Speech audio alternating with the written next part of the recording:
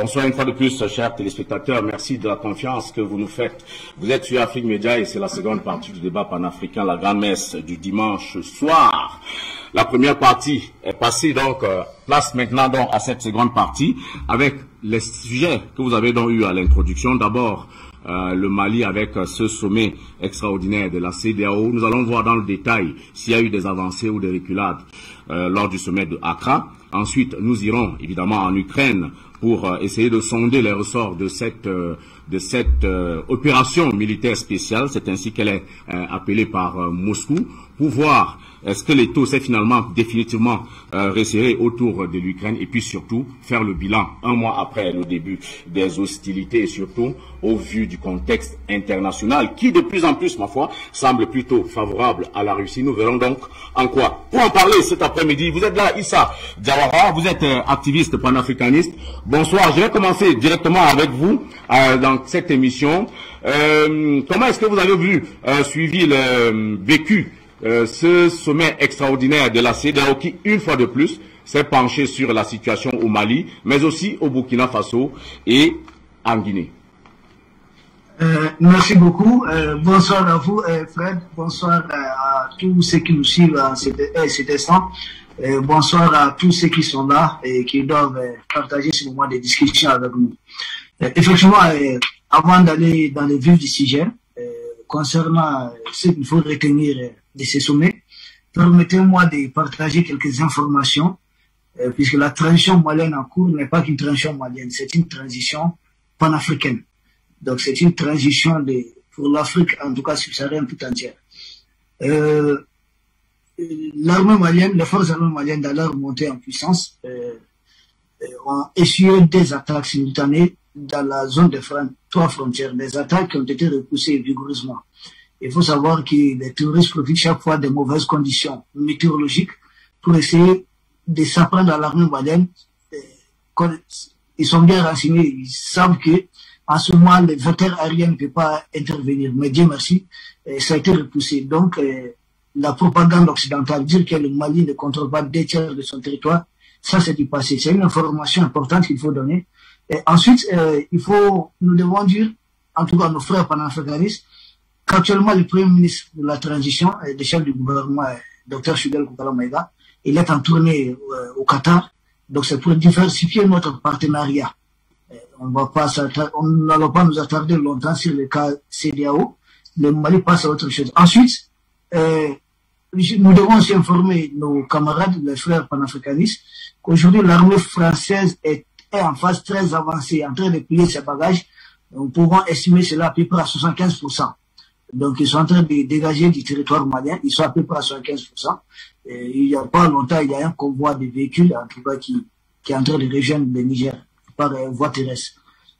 Ensuite, la dernière information, dire que Assimi n'a pas voulu aller, il est à préciser que c'est à la demande des panafricanistes et à la demande des Maliens. Il y a eu beaucoup de jeunes Maliens qui ont décidé d'envahir l'aéroport de Bamako-Sénou si jamais le président Assimi décidait de se rendre à Accra. Ce qui est très important, il y a même eu une marche dans la première région administrative du Mali, à Kaï, la ville de Kaï. Il y a une marche, la nuit, une marche nocturne, pour demander au président de ne pas se rendre à Accra. Donc le colonel Assimi Goïta, le chef de l'État, n'a été qu'à l'écoute du peuple malien et du peuple africain. Ceci étant, venons-en au sujet. Qu'est-ce qu'il faut retenir de ce sommet? Camarade Fred, regardez, observez-vous bien, observez bien la liste des présences même lors de ce sommet. Vous avez à peine le quorum des chefs d'État atteint. Nous avons la CEDEAO, c'est 15 pays. Le Mali, la Guinée, le Burkina suspendu, ça nous ramène à 12 pays. Et parmi les 12, nous n'avons même pas eu 7 chefs d'État. Il n'y a pas eu 7 chefs d'État élus. Donc nous avons eu quelques présents, puisque Nana Akufo-Addo, puisque c'était chez lui, ils étaient 4 à 5. Nous avons ensuite des vice-présidents, nous avons des ministres, et ainsi de suite, ainsi de suite. Cela suppose quoi? C'est aussi un message. Et ça fait un moment, si vous allez constater avec moi, que le Nigeria ne participe plus à ce sommet. Le Nigeria participe, mais pas le chef d'État Boyeri lui-même. Il s'est fait représenter. Donc au niveau de représentativité, déjà, il y a un problème. C'est une communication. Ça veut dire quoi? Soit les gens en ont assez de ce folklore, soit les gens ne peuvent plus continuer dans cette mise en scène. beaucoup ont compris le jeu. Donc ça, c'est d'abord un message, la liste des présences.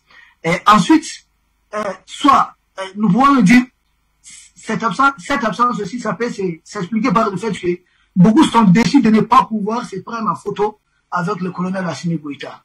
Parce que beaucoup partaient sans doute, c'est aujourd'hui les Thomas Sankara africains, c'est aujourd'hui le Lumumba, le Kadhafi africain.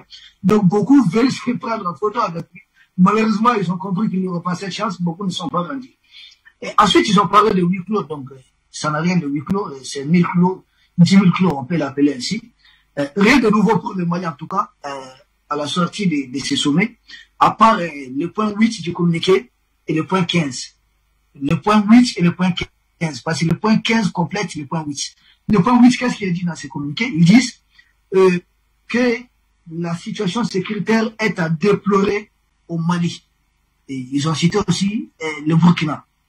Mais nous ne savons pas où est-ce qu'ils tiennent cet argument. Pour nous, la situation sécuritaire est en train de s'améliorer. Bien au contraire, il y a des attaques qui viennent de l'autre côté. Et aujourd'hui, toutes les attaques que le Mali est en train d'enregistrer proviennent directement d'un pays frontalier. Donc dire que la situation sécuritaire est inquiétante, non, bien au contraire, nous ne sommes pas en train de nous battre aujourd'hui dans le centre du Mali. Aujourd'hui, la guerre multidimensionnelle s'est transposée au niveau des régions du Nord. C'est un peu partout qu'on se bat maintenant au nord du Mali. La partie que la France voulait récupérer, là où la France avait toutes ses bases militaires. Et cela a son sens. Et ensuite, sur la Guinée et le Burkina, nous disons, il y a deux lectures peut-être possibles que moi je peux faire de la situation. Première lecture, c'est quoi? C'est-à-dire, soit la CEDEAO est réellement sincère. Elle veut mettre la pression sur la Guinée et sur le Burkina. Mais si tel est le cas, c'est du pain béni aujourd'hui pour le Mali et pour l'Afrique libre. Parce que là, la CEDEAO va le pousser directement dans les bras du Mali. De l'autre côté, la deuxième option, ça ne peut être qu'une mise en scène. Ça montre qu'on dit, bon, écoutez, il y a 2 poids 2 mesures. Comment essayer de se rattraper, de corriger cette erreur de la part de leurs parents. Donc, il faut essayer de lancer un ultimatum aux autres États et un ultimatum d'un mois, ce dont le Mali n'avait d'ailleurs jamais bénéficié. Donc, de toute façon, nous, on avance. Ensuite, ce qu'il faut comprendre dans ce qui se passe. Je pense, ce qu'il faut retenir, la CEDEAO a déjà montré ses limites. Bien que dans son communiqué, la CEDEAO dit qu'elle va dépêcher encore son émissaire, Goodluck Jonathan, c'est vieux qui est vraiment fatigué, qui n'a pas pu se faire élire au Nigeria, qui vont renvoyer, que la CEDEAO va renvoyer à nouveau Goodluck au Mali. Nous disons que le match, ce n'est plus entre le Mali et la CEDEAO, mais c'est entre le Mali et la France. Puisque Macron a échoué à venir discuter ici au Mali, puisqu'il voulait venir dans les conditions, en tout cas en tant que colon, en tant que colonisateur, en tant que l'héritier des esclavagistes blancs. Mais ça n'a pas marché. Assimi Goïta a posé ces conditions. Donc je pense que le Mali devait discuter plutôt avec la France, soit avec l'OTAN directement, tête à tête. Ça ne sert à rien de continuer à nous envoyer des marionnettes et qui n'ont pas de décision à prendre. C'est là, ça a été très clair, on a vu leur sommet. Il n'y a pas eu presque des participants. Ils sont découragés, ils sont des émissaires. Puisqu'un émissaire, un envoyé, ils avaient pour mission de discuter avec Goïta, puisque Goïta ne vient pas. C'est pourquoi la montagne a couché d'une souris. Bon. En ce qui concerne la CEDEAO et les perspectives à venir, je pense ils sont dans la dynamique des sanctions. Ils ont dit que les sanctions continuent. Bon, on dit en Bambara, pardonnez-moi, un proverbe Bambara dit, Bassoute Sira Mouronia, quoi. Ça veut dire quoi? Cabri mort n'a pas peur de couteau. Nous avons déjà connu ces sanctions. Et aujourd'hui, nous sommes en train de diversifier notre partenariat. Pour vouloir nous ramener dans ce communiqué, je dis, mais c'est du déjà vu, quoi. Il n'y a pas du nouveau. Je me demande pourquoi ils se sont fatigués à se déplacer, à se rendre à Accra, juste pour dire que nous maintenons les sanctions. Ça n'a pas de sens. Un communiqué de la CEDEAO allait suffire. Ils étaient en mission, Macron avait laissé attendre qu'il allait appeler Assimi Goïta. Donc ils étaient en mission pour discuter avec Assimi Goïta, profiter, prendre des photos. Comme il n'a pas été de la partie, ça a été vraiment une grande déception. Ça, c'est ce que je peux dire à l'entame de cette émission. Et merci beaucoup. Merci à vous, Issa Diawara. Je me tourne vers vous, Linda Larbaoui. Vous êtes l'unique femme sur le plateau de cette émission aujourd'hui, en direct avec nous depuis Zoom. Est-ce que vous diriez, comme Issa Diawara, que finalement le rendez-vous d'Accra n'a été qu'une mise en scène, un sommet finalement pour rien? Et puis, deuxièmement, est-ce que l'absence du colonel Assimi Goïta là-bas n'explique finalement pas l'issue de cette rencontre? Afrique Média, aux téléspectateurs, moi je dirais que le même jour, il s'est passé aussi des choses à Bruxelles. Donc, ça a rapport. Le bras de fer qu'il y a entre la Russie et les États-Unis, au milieu, nous avons l'Union européenne, et la Russie qui est en train de marquer des points. Et l'Union européenne ne peut pas négocier parce que la Russie ne veut pas négocier, elle a des exigences. Et puis, en même temps, de l'autre côté, en Afrique, là où il y a tous les enjeux, bien sûr, c'est l'avenir de l'Europe qui est en train de se jouer au niveau économique et l'avenir des États-Unis. Nous avons le Mali qui est au centre de l'Afrique. Donc, ça a rapport tout ça. Donc, bien sûr qu'ils auraient préféré que M. Assimi Goïta aille là-bas, mais il était évident qu'il fallait pas qu'il aille. Déjà, le peuple malien a demandé à ce qu'il n'aille pas. Toutes les opinions qui sont pour l'Afrique étaient dans le même sens aussi. Ce n'était pas à lui de se déplacer. Et en plus, c'est eux qui étaient demandeurs.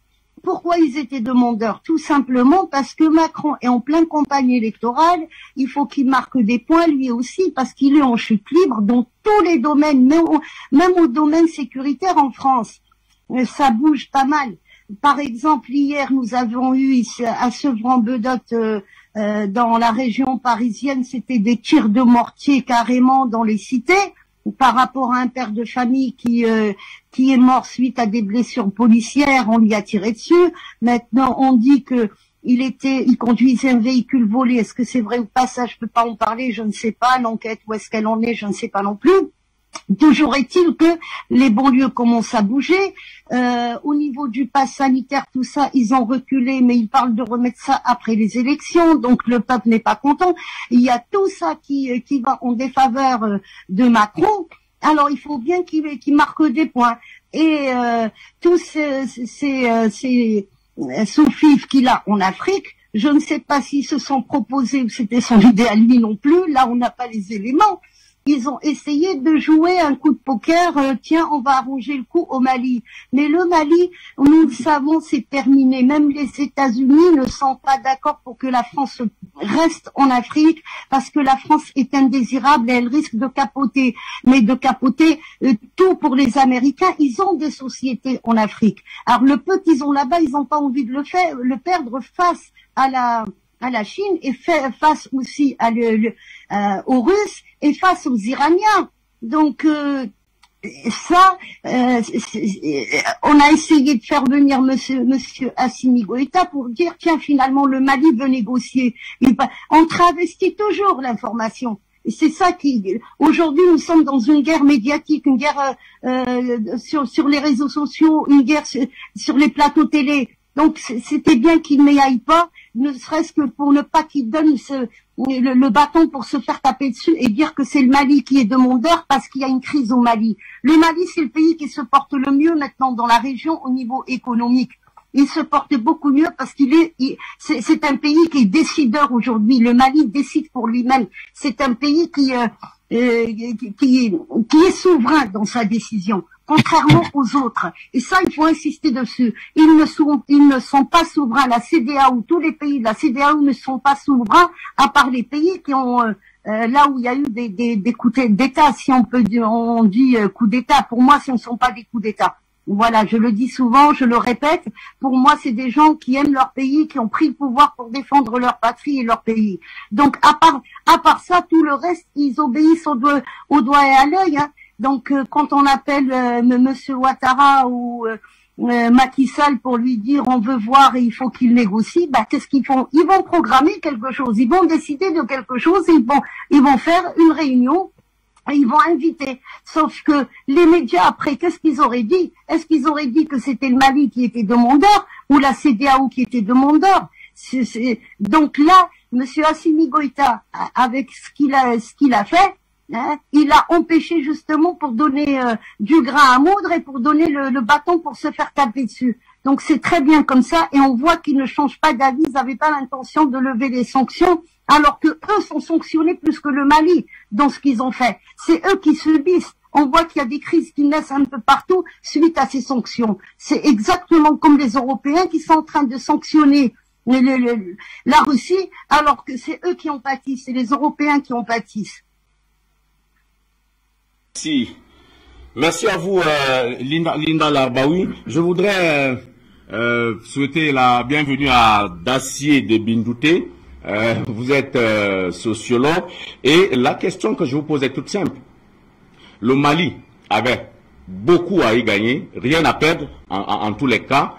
Aujourd'hui, est-ce que ce statu quo-là ne renforce pas la position des autorités maliennes, et notamment, est-ce que ça ne renforce pas, la souveraineté recherchée du Mali, et surtout la légitimité des autorités de la transition actuellement?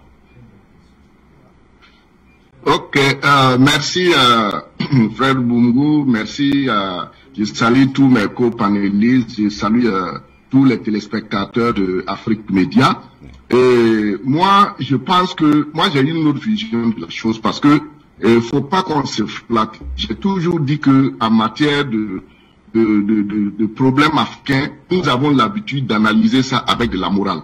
Alors que nous avons tous étudié l'État, on connaît l'histoire de l'humanité, il faut se démarquer de tout ça et voir les réalités en face. Le Mali n'est pas encore en position de force. Faut pas qu'on oublie ça.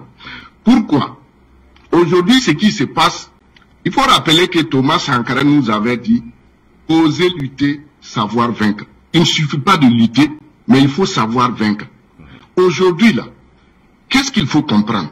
C'est que la CEDEAO est en train de faire, la CEDEAO est dans son rôle. Pourquoi je dirais dans son rôle? Nous devons comprendre que la CEDEAO est devenue l'AOF, l'Afrique occidentale française.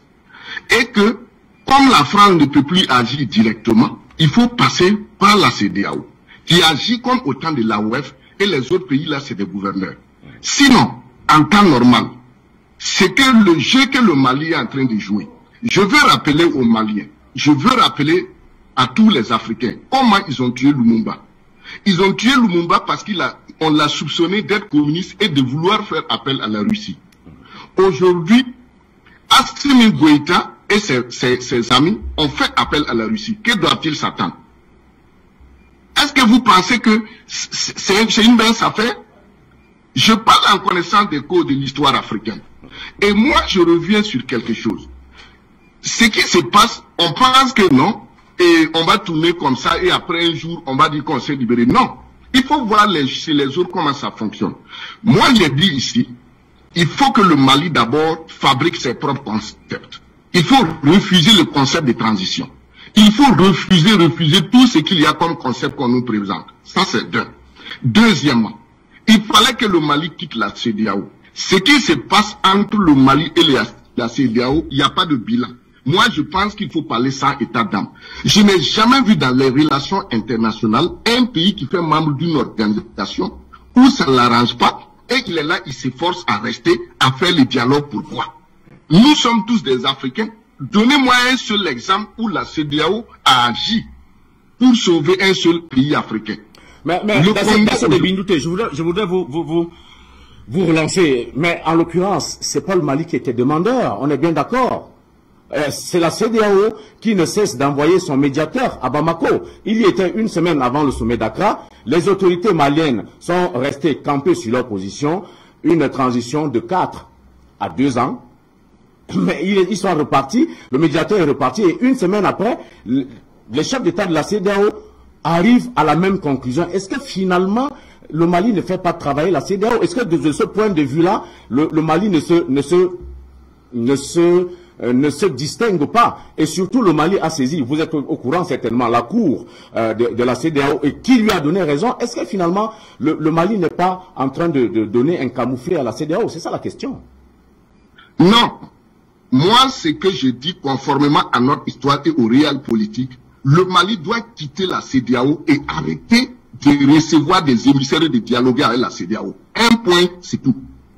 Quand vous prenez le président Jonathan, humainement parlant, moi qui peux être son enfant, moi j'étais à la place de Assimi Goïta, je ne sois pas un tel monsieur. Quand Jonathan était président au Nigeria, savait lui que Boko Haram a plus détruit le Nigeria. Qu'est-ce qu'il a pu faire? Aujourd'hui, ce même monsieur, le Nigeria courpille toujours sur les attaques terroristes. Il ne se met pas, la CEDEAO n'est pas préoccupée à régler cette question. C'est aujourd'hui sur le Mali, les gens maintenant vont s'appuyer, les gens vont se tourner parce que tout simplement le Mali veut se libérer. Et comme les Maliens, je le répète, les Maliens ne savent pas ce qu'ils sont, ils vont continuer à dialoguer avec la CEDEAO. Si les Maliens savaient ce qu'ils sont, ce qu'est le Mali n'allait même pas écouter ces gens-là. Le Mali est plus vieux que la CEDEAO. Le Mali est plus vieux que les États-Unis. Le Mali est plus vieux que la France. Il n'y a pas un seul État africain en Afrique de l'Ouest qui est plus vieux que le Mali. Alors, comment se fait-il que ces peuples vont continuer aujourd'hui à mendier dans les relations internationales, alors qu'aujourd'hui, dans l'historiographie mondiale, si on doit parler de l'État, avec ce que les Sundiata Keïta ont créé comme État, l'union politique, le Mali occupe une place de choix dans les analyses historiques en matière d'État. Mais comment se fait-il qu'aujourd'hui, moi je dis tout simplement, c'est ce qui se passe là. Il faut que les Maliens fassent très attention. Si les Maliens n'arrêtent pas, ils seront étonnés. Parce que l'impérialisme n'a pas de morale.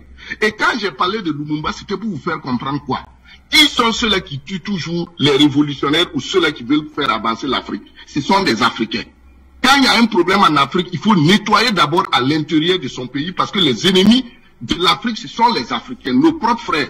C'est entre nous, on se tue pour servir les intérêts des Occidentaux. Alors, si les Maliens savaient cette histoire, si les Maliens étaient conscients de leur propre personnalité historique et humaine, comment le Mali doit continuer toujours à recevoir des émissaires de la CEDEAO, à dialoguer avec la CEDEAO pour prendre quoi?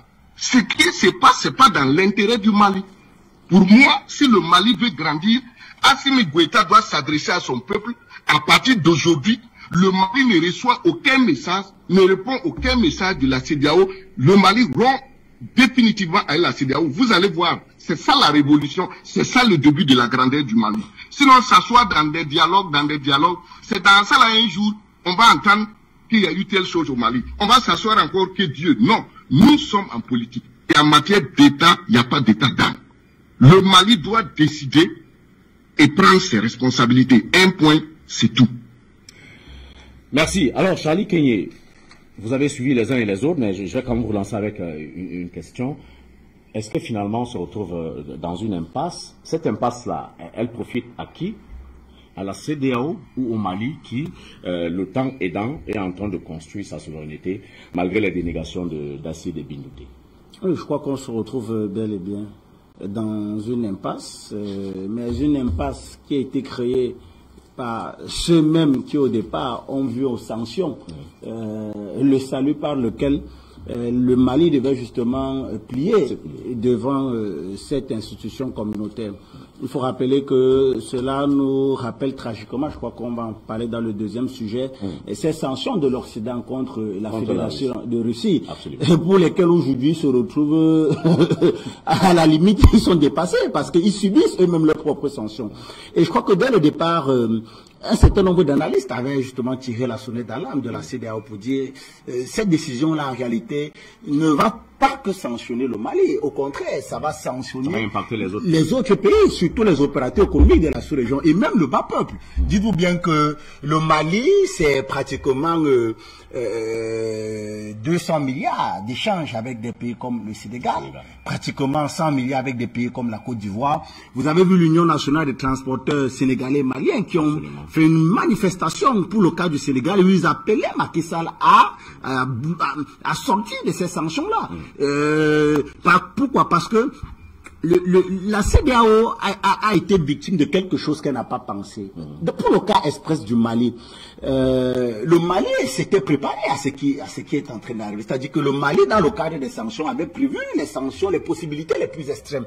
Voilà pourquoi le Mali s'était arrogé le droit justement d'ouvrir des corridors d'approvisionnement avec des pays comme la Guinée-Conakry, depuis la ville de Sébéni-Koro du côté du Mali, des corridors avec des pays comme la Mauritanie, avec l'Algérie. Aujourd'hui, vous avez vu la tournée internationale du Premier ministre Choguel Koukala Maïga qui multiplie justement les partenariats stratégiques avec les pays du Golfe Persique. Ça démontre, ça suffit que le Mali avait eu cette perspective-là. Bien plus encore, si vous allez plus loin, vous verrez que quelques semaines justement avant le gel des avoirs maliens auprès de la BCEAO, le ministre des Finances malien avait retiré une bonne partie des avoirs maliens du côté de cette banque-là. Bon, en réalité, ce qui restait, c'était à peine 20%. C'est normal, c'est également... Mais c'est toujours beaucoup d'argent. C'est beaucoup, mais c'est un prétexte également sur lequel on peut s'asseoir justement pour asseoir sa politique interne. C'est-à-dire que ça donnait une raison au Mali de dire que même si c'est pas la totalité de nos fonds, vous avez quand même bloqué quelque chose qui ne nous arrange pas. Surtout que ça ne respecte pas le droit international, parce que dans le droit international, les avoirs d'une banque dans un autre pays, peu importe les accords qui lient ces pays-là, ne sauraient être gelés. C'est-à-dire que c'est au mépris même du droit international. Donc aujourd'hui, il y a une impasse qui a été créée par ceux-mêmes-là qui pensaient justement mettre le Mali à genoux, et qui n'arrivent plus à réellement comprendre ce qui se passe. Ce que vous dites, c'est que l'impasse profite au Mali. L'impasse profite au Mali. La preuve, c'est qu'aujourd'hui, les autorités maliennes sont en pole position. Ils sont même en position de force, il faut le dire. Ils sont en position de force pour deux raisons. C'est que depuis toujours, on le rappelait sur ce plateau que sur le plan légal, ces décisions de sanctions étaient non seulement illégitimes, mais illégales. Illégitimes pourquoi? Parce qu'elles ne respectaient pas la charte de la CEDEAO. La CEDEAO, c'est une organisation communautaire, justement, qui a vocation à mettre ensemble, à fédérer les peuples de la sous-région. Ce sont des frères. Les Mbambara, les Soussou, les Malinké, les Djoula, les Peuls. Tout ce que vous allez voir se retrouve un peu partout dans cette sous-région-là. Donc aujourd'hui, la CEDEAO, même dans son essence, n'avait pas prévu des sanctions. En tout cas, tel que cela a été mis en œuvre contre le Mali. Ça, c'est un. De deux, il faut rappeler que c'est pas la CEDEAO qui sanctionne le Mali, c'est l'UEMOA. La CEDEAO n'a fait que lire le discours de l'UEMOA. Et quand on parle de l'UEMOA, derrière l'UEMOA, vous avez le trésor français, parce que l'UEMOA, c'est l'Union économique et monétaire ouest-africaine. C'est le trésor français. Donc, indirectement, on a eu comme l'impression que la CEDEAO a été utilisée comme un instrument géopolitique de la France, de l'Occident, au service des intérêts français en territoire africain.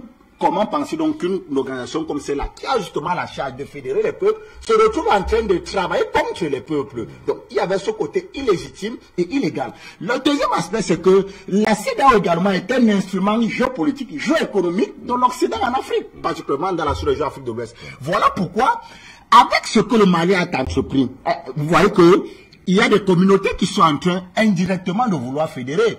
On vous dit que le dernier sommet qui s'est passé du côté d'Accra, vous avez la Guinée-Conakry qui n'était pas là, vous avez le Burkina Faso qui n'était pas là. Si on ajoute à ça le Mali, ça fait déjà 3. Vous verrez que sur le quorum des pratiquement 15 chefs d'État qui devraient être présents, qui constituent la CEDEAO, il y a eu à peine pratiquement 7 ou 8 qui étaient présents. Ça veut dire que même dans le cadre de la charte, ça ne respecte pas le minimum à atteindre pour justement prendre de telles décisions. Vous voyez que aujourd'hui, le Mali est en train de créer comme une zone, un marché économique, comme une zone d'échange indirectement qui viendra concurrencer celui de la CEDEAO. C'est-à-dire que quand vous voyez le Mali, vous voyez la Mauritanie qui justement hier faisait partie de cette CEDEAO, qui s'est détachée et qui bat monnaie. Vous voyez le Mali, vous voyez la CEDEAO, vous voyez indirectement la Guinée-Conakry qui depuis le début a fait savoir qu'elle ne se rangerait pas du côté de ces sanctions à l'encontre de son frère malien. Vous avez le Burkina Faso aujourd'hui qui justement est en train de prendre une tendance qui n'arrange pas la CEDEAO et bien sûr ceux qui le commandent, à savoir l'Occident. Vous avez l'Algérie qui aujourd'hui se tient du côté du Mali. Vous avez cet ensemble de pays-là qui en réalité sont en train de former une communauté parce que l'économie, la communauté économique fonctionne déjà avec un marché. C'est-à-dire que c'est un marché qui est en train de se créer qui risque d'amener le pion à la CEDEAO et forcément à cette communauté économique. Et à travers donc cette communauté-là pourrait naître le débat de la monnaie parce que ces pays qui vont faire partie de cette de ces communautés, parmi lesquelles la Mauritanie, on n'avait pas demandé un pays comme la Mauritanie, qui hier utilisait le franc CFA, qui aujourd'hui bat monnaie, de rentrer dans le franc CFA. Donc forcément, à travers ce marché d'échange, cette communauté économique qui est en train de se créer, la problématique de la monnaie sera mise en compte. Et vous savez qu'on commence le changement à deux, avant que les autres fédèrent. Donc, derrière cette communauté, vous êtes sûr qu'il y a d'autres États qui, réellement, ne se sentant pas à l'aise dans le CFA, pourraient fédérer ou alors pourraient rejoindre. Et forcément, ce serait la fin du CFA et de l'hégémonie occidentale, l'hégémonie française en Afrique. Ça faisait mal. Voilà pourquoi il fallait trouver une voie de sortie. La voie de sortie, c'était laquelle? De revenir à la table de négociation, de faire des concessions. Les concessions que hier, on ne pouvait pas les faire. On est prêt à les faire aujourd'hui. Le Mali a senti le jeu et a senti, n'y est pas allé, et a donc bloqué le processus. Et vous verrez qu'on reviendra encore à la table avec des concessions beaucoup plus légères. Dites-vous bien que je suis sûr que la CEDEAO demain peut-être vous dira qu'elle est prête à accepter même les 4 ans ou les 5 ans de transition, pourvu que le Mali ne quitte pas cette sous-région, parce que le Mali parti, d'autres pays pourront suivre. Ça peut être une voie à suivre et bien sûr un danger pour cette zone. Merci à vous, Charlie Kenya. Alors, Samuel Dionedor Yumbi, également, on oublie très facilement de le dire, mais le Burkina et la Guinée étaient également à l'échafaud. Et ils ont donc demandé, la CEDEAO a demandé au Burkina, pour ce qui est du Burkina, de libérer le président Charlie, de libérer le président Roch Christian Marc Kaboré au plus tard le 31 de ce mois, et à la Guinée de donner un calendrier acceptable au 31 avril. Est-ce que vous pensez que au 30 avril, est-ce que vous pensez que cet échéancier-là peut être tenu? Et s'il n'est pas tenu, est-ce que vous pensez que la CEDEAO a une autre issue que de sanctionner ces pays? Déjà, merci et bonsoir, mon cher Fred Bongo, et bonsoir mon copanéliste, monsieur Maître Xavier Momo et monsieur Charlie Kenya. Bonsoir à ceux qui sont sur Zoom, Lina Dawi et monsieur Issa Diawara, que j'ai le plaisir de retrouver ici, ce jeune africain qui est fier de sa jeunesse, donne l'exemple des milliers de la jeunesse africaine mature et responsable en ce début du XXIe siècle, qui montre aux yeux du monde entier que la jeunesse africaine en a pris la conscience des enjeux que nous avons aujourd'hui. Et un bonsoir aussi à M. Dassi et Diboudoté. Et un bonsoir également à toute la jeunesse qui nous suit tous les jours sur Afrique Média. Dans votre question, nous sommes en train de vivre une réalité que la CEDEAO n'a pas trouvé les issues qu'il fallait, tout simplement parce qu'elle est manipulée. Elle est manipulée par qui? Elle est manipulée par cette France qui est en train de perdre l'Afrique et qui a déjà perdu l'Afrique. Parce que nous devons mettre en tête que la France, en particulier, en général avec les Occidentaux, ils ont perdu l'Afrique. L'Afrique n'est plus la leur. Parce que le combat que nous menons, cette guerre que nous sommes là depuis près de 2 décennies aujourd'hui, et s'il faut rentrer dans les archives, nous sommes à près de 10 décennies par rapport au combat de nos prédécesseurs. Nous sommes en train de faire qu'un cheminement vers la fin de ce combat. Donc aujourd'hui, les Occidentaux, en particulier la France, ils ont perdu et nous sommes sur une trajectoire, comme l'a bien si dit encore ce jeune Issa Diawara, que j'ai vraiment, je lui dis encore un grand chapeau dans cette vision qui démontre de la maturité de la jeunesse, que c'est une transition panafricaine et que j'en suis sincèrement reconnaissant avec lui pour lui dire, nous les aînés qui sommes là, nous sommes fiers d'avoir des jeunes qui ont compris la quintessence de nos débats, de notre présence sur cette chaîne qui est Afrique Média, et dont nous avons la chance aussi d'avoir un grand patriarche, ce grand panafricain, qui est le chef d'État du Cameroun, son Excellence M. Paul Biya, qui a mis cet instrument à la vue des Africains comme contribution pour sa participation à la démonstration pour que les Africains puissent trouver une issue de sortie et que nous sommes déjà là. Aujourd'hui, la CEDEAO que nous sommes en train de vivre, elle est résolue tout simplement à mourir, tout simplement parce que les peuples de l'Afrique, panafricains qui sont, ont boosté cette CEDEAO pour qu'elle puisse sortir de son train de vie pour pouvoir vivre. Mais nous avons vu tout simplement que les sanctions qui ont été faites à l'encontre du Mali étaient des sanctions inhumaines, des sanctions illégales, des sanctions inhabituelles dans des accords dont elle-même, la charte de la CEDEAO n'avait pas prévu. Donc nous avons tout simplement compris que c'était une sanction qui venait tout simplement détruire des peuples comme ils l'ont souvent fait depuis près de 6 décennies, depuis l'indépendance que nous avions acquise par procuration. Donc aujourd'hui, que la CEDEAO s'assoit encore sur une table et qui fait encore des injonctions à des pays souverains. Parce que là, nous disons injonction parce que tout se négocie et tout ne se raconte pas. La négociation de la diplomatie, c'est de trouver des accords concrets pour pouvoir stabiliser un peuple et faire avancer un peuple parce que ce peuple mérite un respect. Et les populations, l'opinion aussi de cette population mérite d'être respectée. Mais quand, en mondovision, vous demandez, vous donnez, on appelle ça l'ultimatum.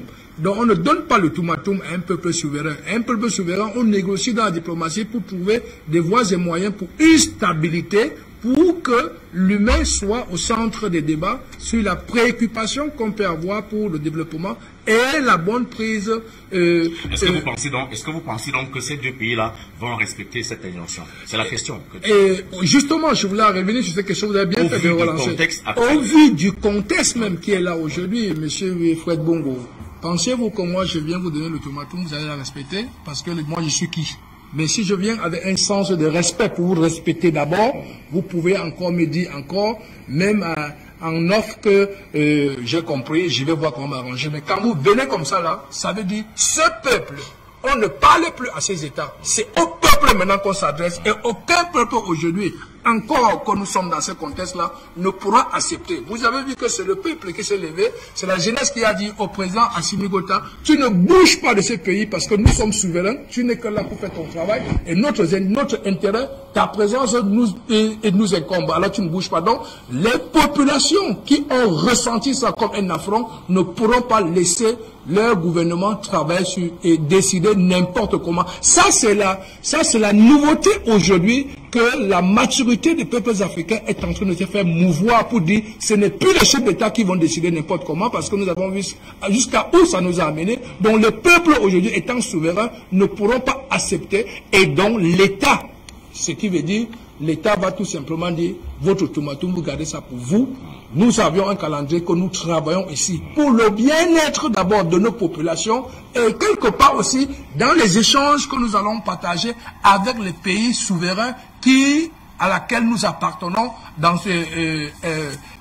les environs pour qu'ensemble nous puissions avoir des possibilités de préparer et d'avoir une fusion pour la sécurité et le développement sous-régional. Donc aujourd'hui, nous ne pouvons qu'attendre tout simplement que la CEDEAO, elle, a démontré que pendant cette mission qu'ils ont dit, cette réunion, c'est extraordinaire, ce sommet extraordinaire, qui n'était qu'un guet-apens pour pouvoir, nous devions le dire, qu'il y a dans la charte de l'impérialisme, l'article 7 qui dit tout pouvoir qui oppose la moindre résistance à nos injonctions perd le fait même sa légalité, sa légitimité et sa crédibilité, il doit disparaître.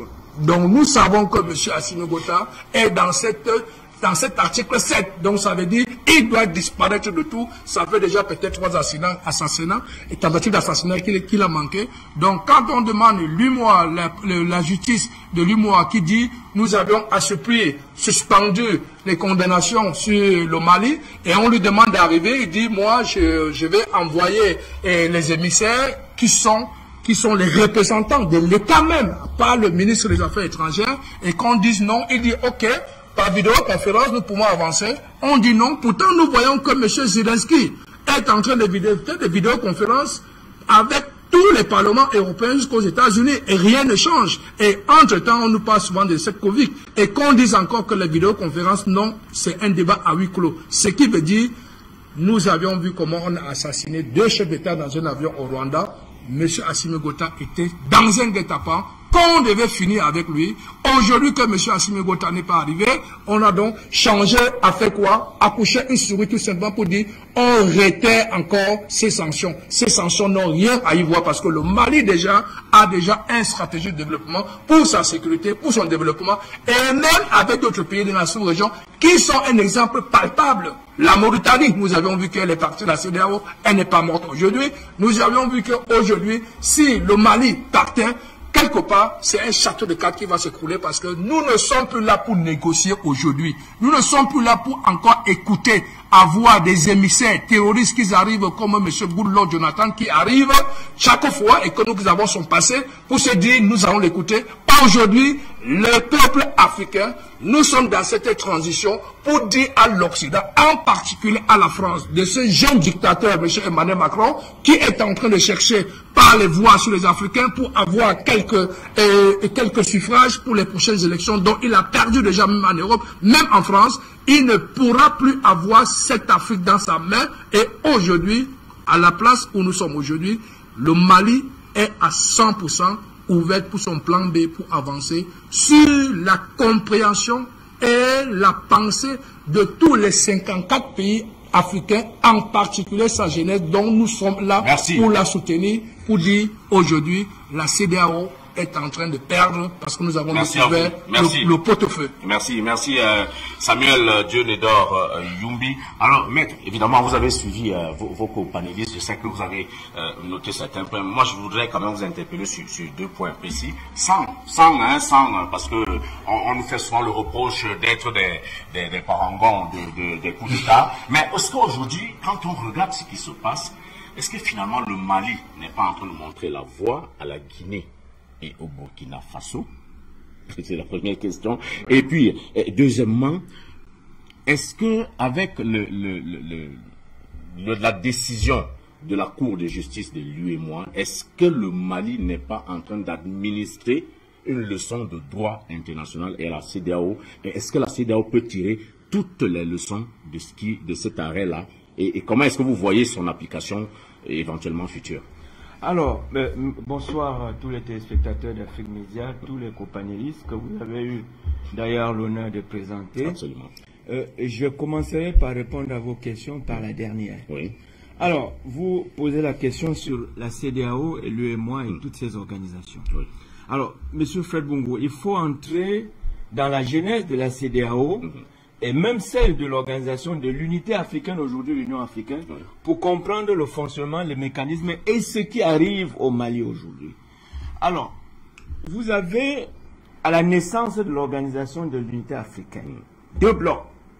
Il y avait le bloc de Monrovia, qui était le bloc des modérés, le bloc des inféodés, et il y avait le bloc de Casablanca, qui était le bloc des durs, et qui réunissait l'Algérie, l'Égypte, le Mali, c'est-à-dire ce Mali, parce qu'il faut comprendre d'où sort le Mali, et comment le Mali répond à ce que la CEDEAO va faire. Donc, lorsqu'à un moment donné, l'impérialisme voit la dureté, la fermeté et le panafricanisme sans détour du bloc de Casablanca, alors il manipule avec la France toujours au devant, et il manipule le bloc jusqu'à ce qu'on atteigne le 25 mai 1963 où l'Organisation de l'Unité africaine est créée. Alors, l'Organisation de l'Unité africaine se crée, monsieur Fred Bungo, c'est un enfant qui arrive par césarienne.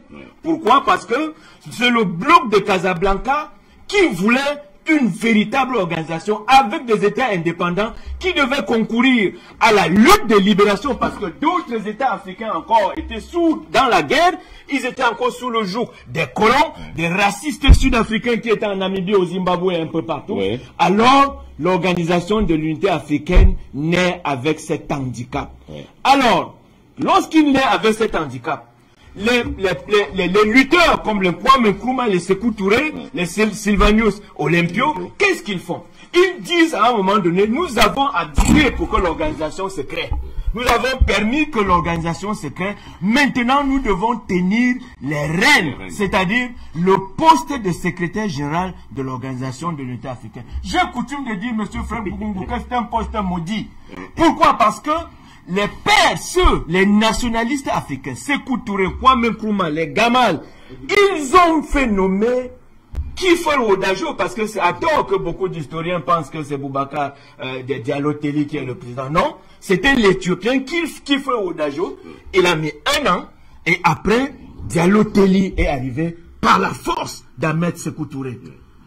Vous savez ce que Diallo Telli a fait? C'est lui qui maudit ce poste de secrétaire général. Parce que il va réussir non pas à respecter les lignes tracées par les nationalistes africains, mais il va rentrer s'acoquiner dans le giron et s'acoquiner avec la France. C'est sous lui que l'Europe va commencer à inféoder l'organisation et à maîtriser jusqu'au jour d'aujourd'hui les secrétaires ou les présidents de commission. Alors, la CEDEAO qui se crée, M. Fred Bungu, elle ne peut pas être plus puissante que l'organisation continentale. Elle ne peut pas aller au-delà de l'organisation continentale. Qu'est-ce que l'Europe fait? L'Europe, une fois de plus, a la même mise sur la CEDEAO. Il faut bien comprendre. C'est-à-dire, Macron ne s'est pas caché pour dire qu'il va appeler Nana Akufo-Addo, qui est actuellement, je pense que c'est lui le président en exercice, pour qu'il appuie sur l'accélérateur en termes de sanctions contre le Mali. Alors, une CEDEAO pareille, M. Fred Bungu, vous vous attendez à quoi? Mais c'est le reflet de l'impérialisme. C'est une organisation, disons-le clairement, des collabos. C'est ce même collabos qui jusqu'aujourd'hui continue de trahir l'Afrique et de freiner le développement, l'indépendance et la souveraineté de l'Afrique. Donc, la CEDEAO telle que présentée est une organisation faible. Si elle n'était pas faible, où est son écho originel et original? Il a été inféodé et puis ils se sont tués jusqu'au jour d'aujourd'hui. Vous êtes d'accord avec moi que l'écho originel, c'est-à-dire la monnaie que cette organisation voulait mettre sur pied, elle n'est pas celle qui a été présentée en public par Macky Sall et Alassane Dramane Ouattara. Donc vous comprenez que c'est une organisation qui a des faiblesses. On parle d'un sommet extraordinaire, mais sommet extraordinaire, sur 15 chefs d'État, moins 3, 12, il n'y a pas 6 qui y étaient. Il y a quelques chefs d'État avec des représentants d'autres États pour un sommet extraordinaire. Vous comprenez que les décisions... Cela ne demande pas que même les chefs d'État n'y croient plus. Mais c'est qu'ils ne sont pas venus. Mais la montée du nationalisme, les chefs d'État, eux aussi, ils ont peur de ce qui va se passer dans leur pays. Il y a l'effet domino. Le Mali est en train de créer un effet domino. Chaque chef de l'État prend recul, regarde la situation avec clarté. Et c'est la raison pour laquelle nous continuons à dire aux Maliens, nous continuons à dire à la société civile malienne, parce que ce n'est pas les militaires qui ont pris le pouvoir au Mali. C'est la société civile qui a pris le pouvoir et les militaires sont venus comme les guides. Assimi Goïta et eux sont les guides de la révolution civile malienne. Ça, il ne faut pas établir une confusion, il faut toujours faire cette précision. Nous continuons, M. Fred Bungu, à féliciter les juristes maliens qui viennent, et là, je suis sur votre deuxième question, qui viennent avec brio de renverser les sanctions dictées par la France au mépris des règles de droit établies par la Charte. Vous savez, l'Occident, avec la France, ils ont un ADN de violence. Violence sur le plan de droit, violence sur le plan politique, violence sur le plan économique, violence sur le plan des organisations panafricaines, des organisations africaines. Donc, les juristes maliens, Afrique Média, tirent un coup de chapeau parce qu'ils viennent d'engranger une grande victoire. Je ne veux pas savoir si la décision sera appliquée ou pas. Monsieur Fred Bungu, en soi, c'est une décision, c'est une grande victoire qu'il faut célébrer. Et je pense qu'à Afrique Média, nous ne pouvons pas garder le silence de cette célébration. Donc, c'est tout ce quantum de sanctions contre le Mali, Fred Bungu. Mais ce sont des sanctions qui renforce l'unité nationale du Mali, qui invite le Mali à plus d'ardeur au travail, qui réaffirme l'indépendance et la souveraineté du Mali. S'il vous plaît, tous les États qui se sont développés dans le monde, à un moment donné, de façon voulue ou non voulue, ont vécu en autarcie. Je dis tous les États qui ont fait des booms, des bons, des géants en termes de développement, à un moment donné, se sont cloisonnés sur eux-mêmes. Le dernier exemple en soi, c'est la Chine. Après le massacre de Tiananmen en 1989, quand l'Occident a voulu manipuler la Chine en faisant des montages à la place Tiananmen. Donc, les Maliens doivent comprendre une chose. Le moment n'est pas venu, Fred Bungu, de se reculer. C'est la fuite en avant. Parce que le Mali va continuer à faire face d'une presse internationale menteuse, tronqueuse d'informations, d'une presse qui va présenter le faux pour vrai et le vrai pour faux. Parce qu'il continue de vous dire, vous avez lu l'article 8 de la déclaration de ce sommet de la CEDEAO, qui dit la situation sécuritaire au Mali se dégrade. Mais elle se dégrade où? Mais ce sont des informations de RFI et France 24, ou ce sont des informations des services de renseignement français qui donnent à la CEDEAO de lire. Mais la situation au Mali se calme. D'ailleurs, la production cotonnière au Mali, cette année, c'est un boom. Ce que le Mali n'a pas vécu depuis. Et Afrique Média tonne depuis le premier sommet de 2013 au Burkina, le sommet de Ouaga. Parce que nous étions à ce sommet, M. Fred Bongo. La surprise, c'est que, au lieu de parler du désarmement des mouvements rebelles, on parlait plutôt du cantonnement. C'est-à-dire, vous connaissez le mal. Un médecin fait, un chirurgien ouvre, il voit le mal, et après il dit non, il faut couvrir le mal. Cantonnement. Alors, le poteau rose, c'était en 2015 avec les accords d'Alger, où il y avait la zawardisation, disons, il y a un état d'Azawad qui était en train de se créer au Mali, où on interdisait l'État de puiser les richesses dans certaines zones du Mali en y laissant au moins 80% des ressources sur place. C'était quoi? C'était une manière de rendre... Il manquait seulement le référendum de taux de détermination pour que l'Azawad devienne un État. Donc, nous disons au Mali qu'en dehors de ces sanctions, qui pour nous sont un folklore, c'est-à-dire c'est un folklore, les Maliens doivent continuer à travailler. Ils doivent continuer à prêter main forte à ce pouvoir. Ils doivent tolérer les freedom, c'est-à-dire des erreurs de ce pouvoir, parce que tout pouvoir a des erreurs, bien sûr. Ils doivent avoir la capacité de tolérance des erreurs de ce pouvoir, parce que nous sommes sûrs, Modibo Keïta Sénou, à un moment donné, s'est remué dans sa tombe, et il a dit, il faut que le Mali redevienne le Mali au moment de l'accession à son indépendance.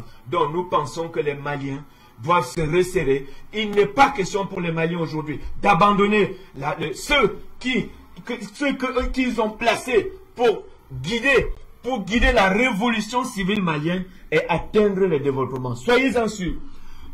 Avant la fin de la transition, le Mali aura atteint des dimensions en termes de développement et de stabilité politique qu'aucun pays africain n'a jamais flairé. Ça, c'est un défi que nous lançons. Merci infiniment à vous donc, Maître Janvier Momo, pour cet éclairage sur le droit également. Le temps pour moi ici d'accueillir Patient Parfendum, c'est un visage bien connu des téléspectateurs d'Afrique Média. Merci Patient d'avoir su trouver du temps pour être là.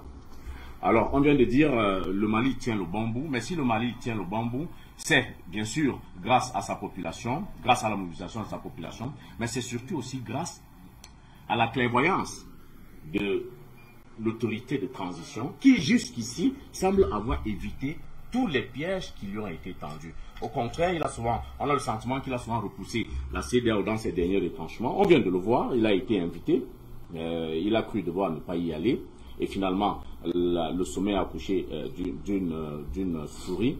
Est-ce que aujourd'hui on peut dire que la CEDEAO est en train de récolter ce qu'elle a sémé et que cela démontre sa fragilité, la fragilité même de ses assises populaires et surtout au niveau des institutions qui ne sont même pas respectées? Est-ce qu'on peut dire que aujourd'hui le Mali est en train franchement de mettre à nu cette CEDEAO et que le Burkina et la Guinée qui vient aussi de recevoir l'injonction pourraient s'engouffrer dans la brèche créée par le Mali? Bonsoir Fred, bonsoir à tous mes amis qui sont sur le panel, à toute la grande galaxie patriotique et militante du panafricanisme à travers le monde. Merci pour cette invitation. Pour aller tout droit en répondant à votre question, je tiens tout simplement à dire que la preuve est faite par 4, j'allais dire par 1000, qu'en fait, on a tendance à présenter l'Afrique comme un continent de l'échec. Un continent de retard sur tous les plans, sur le plan infrastructurel, sur le plan économique, sur le plan politique, sur le plan même des hommes, la capacité des hommes à pouvoir gérer. Et on explique souvent le retard de notre continent par le fait que nous n'avons pas des hommes, n'est-ce pas, à la mesure des enjeux capables de faire des choses. Et il y a aussi un retard qu'on nous impute souvent, c'est le retard de la clairvoyance de nos peuples. On a l'impression que nous sommes restés comme un gros singe sur un arbre, et que nous ne voyons pas le monde tel qu'il est, et on continue de croire aux fadaises qui nous viennent d'extérieur. Avec la question malienne, la preuve est faite par 1000, si vous voulez, qu'en fait, le Mali ne ressource pas que des ressources naturelles. La première ressource malienne, c'est la qualité des hommes. Il suffit tout simplement qu'une révolution se produise, c'est-à-dire qu'un changement qualitatif véritable se produise, et nous allons voir à la tête de nos États de véritables dignes fils d'Afrique, patriotes, capables de conduire les destinées de nos pays vers des avenirs meilleurs. On l'avait vu en Côte d'Ivoire avec le cas de Laurent Gbagbo, on le voit au Mali, on l'a vu Sankara, on a vu chaque fois qu'il a été donné à l'Afrique de pouvoir décider sans que la décision ne vienne d'ailleurs. Chaque fois que la possibilité s'est créée pour que l'Afrique puisse montrer son génie, il l'a toujours montré. On ne peut pas avoir des Africains qui excellent dans les domaines très compliqués, dans le sport, on l'a vu, on l'a vu dans la musique, on l'a vu dans d'autres domaines, mais on l'a vu aussi dans le domaine intellectuel. On oublie souvent que l'un des directeurs de la Jet Propulsion Laboratory sur le match était un Malien, à la personne de Cheikh Modibo Diarra. Les gens l'oublient un peu. Donc un scientifique de haut vol. Donc voir ce Mali-là aujourd'hui n'est que la démonstration que chaque fois que l'Occident est mis à l'écart de la décision, n'est-ce pas, interne, qui doivent implémenter un certain nombre de résolutions pour que notre continent aille de l'avant, le peuple a su choisir, n'est-ce pas, ses leaders. Le peuple a su choisir ce dont le peuple reporte en réalité toutes ses aspirations, et est sûr que avec ses dirigeants, ses leaders, n'est-ce pas, leurs aspirations seront fécondes. C'est fait le cas pendant la période avant les indépendances. Vous avez vu, tous les leaders qui ont mené les mouvements de libération sur notre continent, pour la plupart, je veux dire pour la plupart, c'était vraiment des génies. On parle de Modibo Keïta.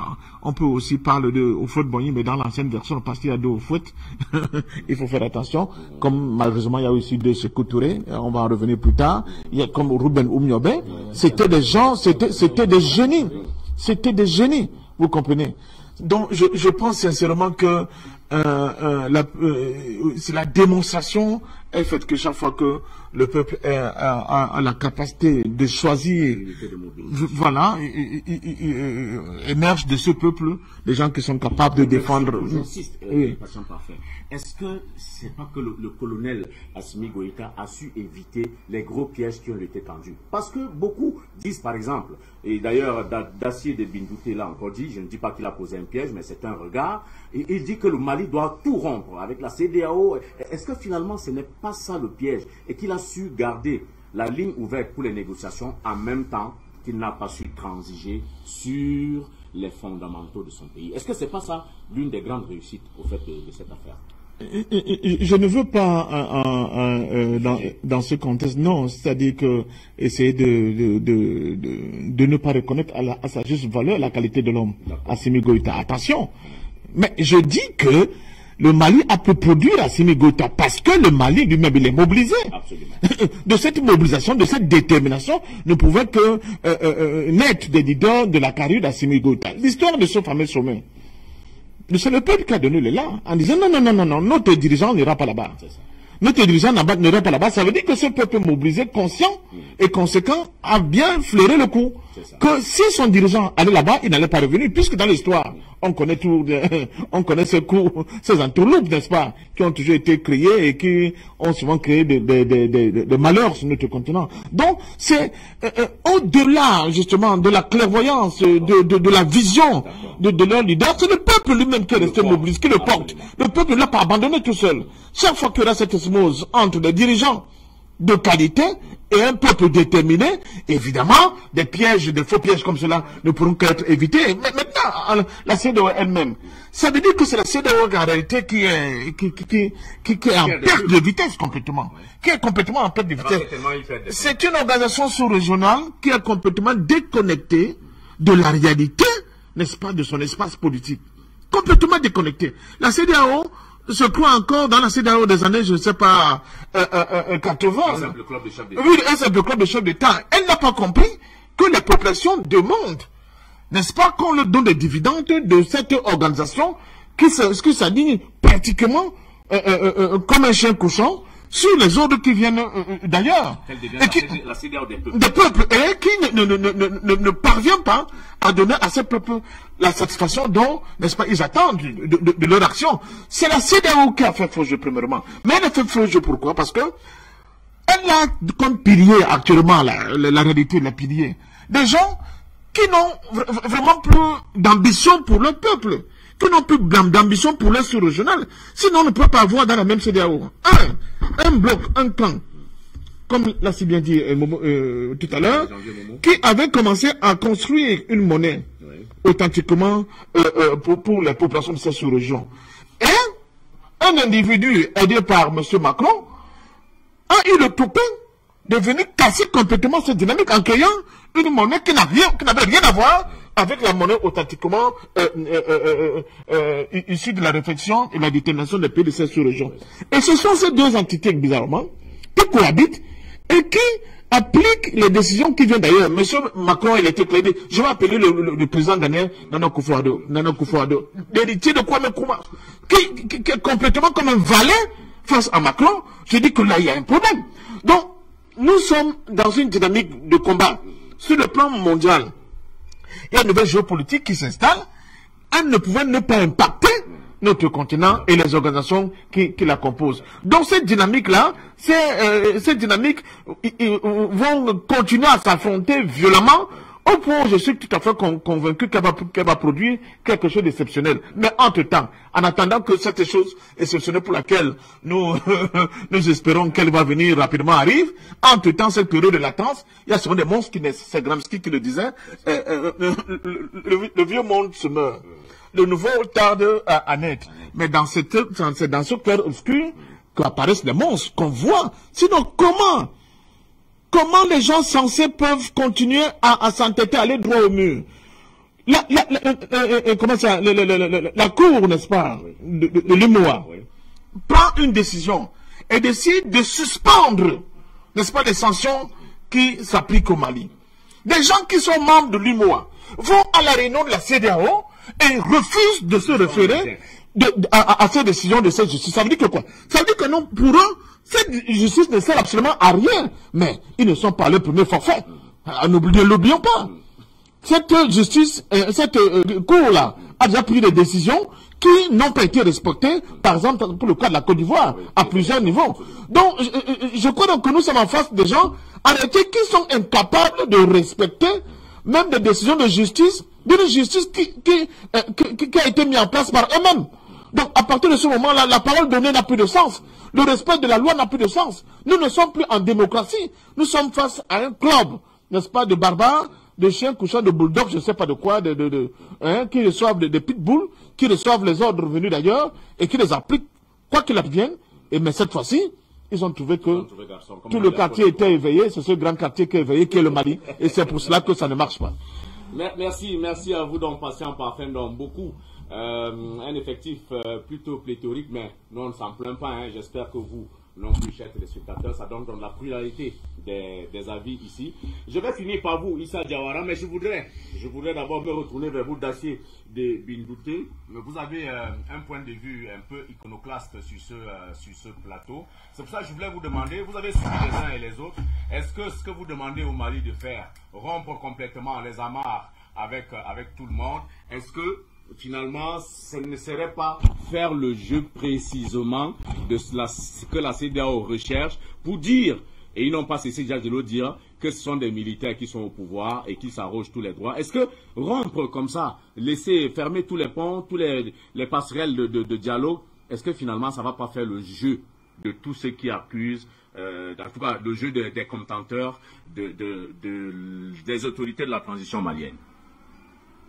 Oui, merci. Et je l'ai dit et je le répète, en matière d'histoire africaine, on ne doit pas faire du cadeau à quelqu'un. D'abord, j'ai parlé ici de la grandeur du Mali. Soit les Maliens savent ce qu'ils sont, soit ils ne savent pas ce qu'ils sont pas. Et je pense que le grand frère Momo m'a donné raison en parlant de la qualité des hommes. On est tous d'accord. Et le Mali est plus vieux que les États-Unis. Le Mali est plus vieux que la France. Et en Afrique de l'Ouest, le Mali, c'est le cœur de notre civilisation, de notre même culture. Parce que tous les rites initiatiques que nous avons viennent du Grand Mandé. Alors, l'État, après l'Égypte antique et la Nubie, l'État est né en Afrique, au Mandi, avec Sundiata Keita. Donc, aujourd'hui, voici ces grands peuples qui continuent de mendier, qui veulent mendier des mannes politiques, ou comme on appelle des décisions politiques. Pourquoi je dis cela? Le même Mali, si on rentre dans l'histoire proche, quand le Mali a fait la fédération du Mali, qu'est-ce que la France a fait? C'est avec Senghor et Ofoe, on a utilisé pour éclater la fédération du Mali. Et comme c'est le Burkina qui était le pion, parce que on avait donné la capitale de la fédération du Mali au Burkina Faso grâce au combat de Nazi Boni, et ce serait Bobo Dioulasso. Les Mossi ont combattu Nazi Boni, et dans les choses, Maurice Yamego a promis la gloire de martyr à Nazi Boni. On l'a assassiné pour ça. Et quand Daniel Wenzen Kouliba et Maurice Yamego a trahi la fédération du Mali, Ofoe, la France a envoyé de l'argent frais. Ofoe a récupéré le Bénin, le Burkina Faso, le Togo, et le Niger, ils ont créé le Conseil de l'Entente. C'est le siège de ce Conseil de l'Entente que Thomas Sankara a récupéré pour faire la présidence, parce que la présidence, il trouvait que c'était écouté, puisque tu peux t'arrêter à la présidence du Faso et parler avec quelqu'un à l'ambassade de France. C'est un mur qui les sépare. Donc vous voyez. Aujourd'hui, qu'est-ce qui se passe?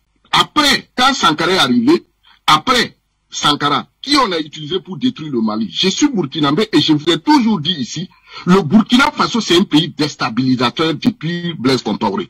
C'est le Burkina qui a détruit le Mali, c'est le Burkina qui a détruit la Côte d'Ivoire. Et le Burkina doit présenter ses excuses à l'Afrique. Parce que les Français ont installé une base militaire à Kambouensin, un quartier de Ouagadougou, pour détruire le Mali. Les Maliens le savent. Aujourd'hui, la même CEDEAO était là. La France a créé le G5 Sahel. Blaise Compaoré était le médiateur. Les Maliens savent tout ça. Alors, si les Maliens sont conscients de leur grandeur, comment faut-il continuer toujours à traiter avec ces genres de personnes? Et on sait que pour les sanctions, c'est Roch-Marc Christian Kaboré qui était le président clé qui devait accepter pour que le Mali puisse être sanctionné. Il suffisait que le Burkina dise non, nous on n'est pas d'accord parce qu'on a la plus longue frontière dans la CEDEAO avec le Mali. On a l'essentiel de notre histoire avec le Mali. Mais Roch a dit quoi? Rien. Et vous voyez aujourd'hui, quand il y a eu le coup d'État, qu'est-ce que les autorités burkinabées ont fait? Est-ce qu'ils ont réagi en ouvrant les frontières Mali-Burkina? Non. Et aujourd'hui, qu'est-ce que les autorités burkinabées ont fait? Les premières sorties diplomatiques, ils ont envoyé le chef d'état-major général de la gendarmerie, Evra Sonda, et Jean de Dieu Sonda, qui est à la commission de la CEDEAO, une forte délégation allait rencontrer la CEDEAO. Qu'est-ce qu'ils se sont dit? On ne sait pas. Vous voyez encore, la France vient d'activer un de ses leviers, qui est la francophonie. La francophonie, cette semaine-là, était à Ouagadougou pour rencontrer le président d'Amiba. C'est là pour vous dire quoi? Quand on pense qu'on avance, les ennemis de l'Afrique, là, ce sont nos propres frères. Pourquoi en Afrique, on a toujours eu des révolutionnaires qu'on a assassinés? On ne se pose jamais ces questions. Parce que tout simplement, nous négligeons notre sécurité et nous négligeons même notre propre histoire. Aujourd'hui, pour que le Mali s'en sorte, pour moi, pour dire que le Mali avance, le Mali doit rompre avec la CEDEAO et maintenant s'orienter de façon interne, commencer à travailler pour son propre essor. Si vous restez en train de mener ce débat de ping-pong, ça va vous embrouiller, ça va vous prendre du temps pour rien. Moi, je le dis parce qu'il ne faut pas qu'on se flatte. Les pays que la Russie a aidés, quand à l'intérieur, les gens se sont organisés, ils ont lancé des programmes culturels, scientifiques et politiques, ils se sont libérés eux-mêmes. Vous prenez en Afrique l'Angola. En Afrique centrale, quelle est l'armée aujourd'hui la plus puissante? Est-ce que l'Angola, c'est une petite puissance en Afrique centrale? Mais rappelez-vous de comment Cuba et Russie les ont aidés. Ils ont travaillé. Quand vous prenez l'Iran aujourd'hui, depuis 1979 jusqu'à nos jours, l'Iran, voilà, aujourd'hui, est une puissance militaire. La première puissance au monde qui a dit aux Américains, on va vous frapper, et ils ont frappé l'Amérique. L'Amérique n'a pas pu riposter. Parce qu'ils savent que s'ils ripostent, ça va être une catastrophe. Quand vous prenez aujourd'hui Corée du Nord, voilà, ils se sont libérés. Cuba même, on ne parle pas. Cuba est à quelques jets de pierre des États-Unis. Mais pourquoi on n'arrive pas? Parce qu'à l'intérieur, les gens ont lancé des révolutions politiques, culturelles, scientifiques surtout, pour pouvoir faire avancer leur pays. Qu'est-ce qui se passe au Mali? C'est ça mon problème. Les Maliens doivent s'organiser, commencer à travailler à l'intérieur et laisser tous ces débats avec la CEDEAO, avec l'UEMOA, avec tout ça là, et travailler à l'interne. Quand on dit par exemple que non, on avance, mais c'est ce que j'ai dit. Vous oubliez que la CEDEAO est devenue l'AOF, l'Afrique occidentale française. Et les autres pays là sont considérés comme des gouverneurs. Ils ne peuvent pas lâcher l'affaire. Et je l'ai dit toujours, il y a combien de troupes au Mali jusqu'à présent? Vous allez vous libérer comment?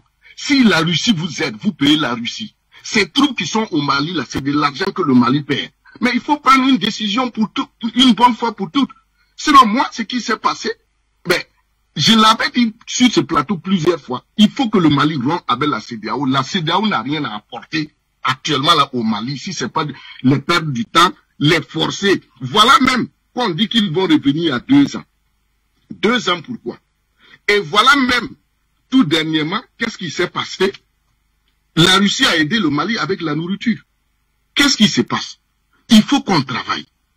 Et travailler là, il faut des programmes, un discours d'orientation politique. Et maintenant, à l'interne, les ennemis africains de l'interne, je l'ai dit ici, en matière d'État, il n'y a pas d'État d'âme. Assimi Goïta doit rassembler la société civile, les hommes politiques, en direct faire un discours et leur dire clairement, celui qui désormais n'ira pas dans le sens de notre programme et de notre construction d'indépendance, c'est à ses risques et périls. Repartez voir comment Sundiata a créé l'État.